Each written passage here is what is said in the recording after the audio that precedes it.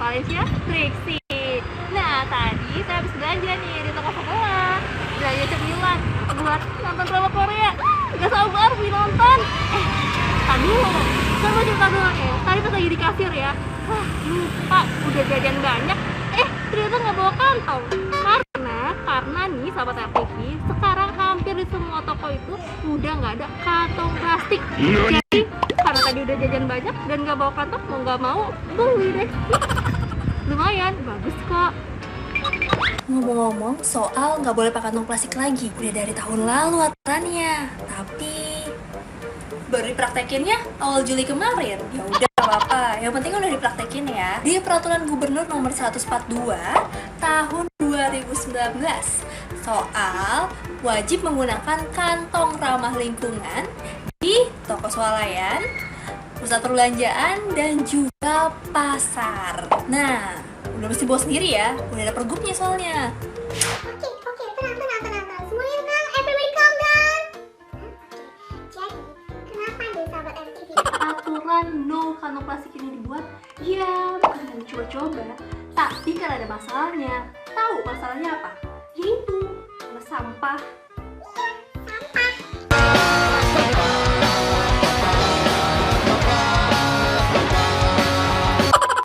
Ternyata pada 2018 kemarin Jakarta itu udah ngasilin 7.000 ton sampah per harinya. Oh no. Sih. Tapi nggak nyampe situ doang. Dari 7.000 itu 14%-nya adalah sampah plastik. Dan sampah kantong plastik yang ini nyumbang 1%-nya.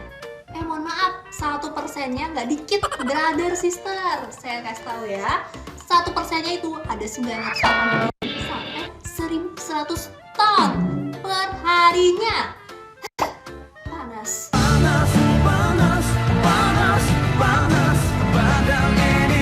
Iya, benar sekali. Sesungguhnya malah kita mengkomunikasikan, kemudian mensosialisasikan, mengedukasi kepada warga bukan hanya 2018, jauh sebelum itu kita sudah mensosialisasikan tentang bahaya dari plastik ini ke lingkungan.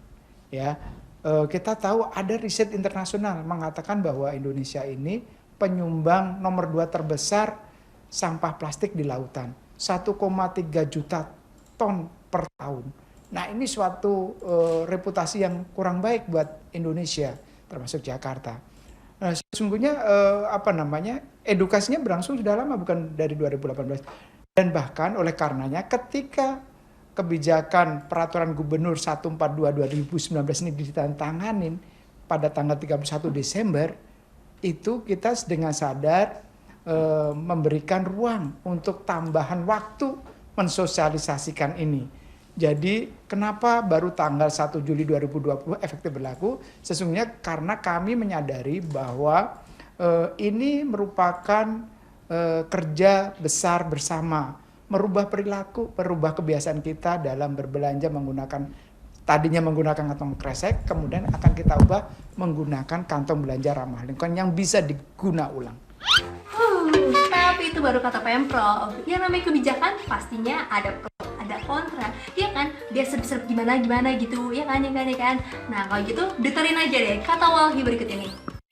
Ada hal yang menjadi catatan kita di awal-awal proses pergub ini diatur, proses pergub ini dikeluarkan hingga diberlakukan pada 1 Juli ini. Itu pertama terkait sosialisasinya. Banyak sektor-sektor seperti minimarket ya, atau toko swalayan ya, itu tidak melakukan sosialisasi yang sudah diatur oleh pergub ya, mulai dari mereka melakukan sosialisasinya biasa-biasa saja, kemudian menaruh penjelasan soal larangannya tidak memadai ya, artinya dia taruh di yang tidak strategis lah, sehingga masyarakat tidak sempat. Dan yang kedua, kan di pergub itu diatur ya, bahwa toko-toko yang dilarang ini, toko swalayan, pasar tradisional, dan pusat perbelanjaan, kan dia harus selain menjelaskan sosialisasinya juga kan dia harus menjelaskan tentang bahaya kantong plastik, dan ini tidak kita temukan gitu. Ini tidak kita temukan, dan mereka juga telah menyediakan kantong belanja yang dapat diguna ulang ya. Banyak warga yang tidak tahu informasinya. Biarlah semuanya kontroversi kayak apa, banyak debatnya, capek, gak ada habisnya. Mending kita tanya langsung sama warga yang ngalamin peraturan ini. Contohnya Mama Sardi. Bagus sih seperti itu, jadi bisa ngurangin ini ngurangin sampah gitu. Sangat setuju sih, soalnya buat anak cucu kita nanti ke depan kan, buat masa depan biar lebih buminya itu lebih terjaga gitu. Enggak, menurut saya kalau repot demi kebaikan kenapa nggak dilakukan ya gitu. Bagus lah, kita kan juga harus untuk mengurangi sampah segala macam plastik, kan kita tahu manfaat dan faedahnya daripada plastik kita. Ya kalau tahu susah nggak pakai plastik, ya kan? Harus pakai plastik juga, kayak ikan gitu. Biar pada kapok nih ya, nggak pakai kantong plastik lagi. Ada sanksinya buat pelaku usaha yang melanggar. Dengerin baik-baik. Sanksi yang pertama, teguran secara tertulis. 3.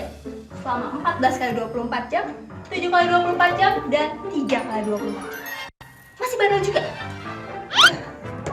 Sanksi yang ini, denda 5 juta sampai 25 juta rupiah.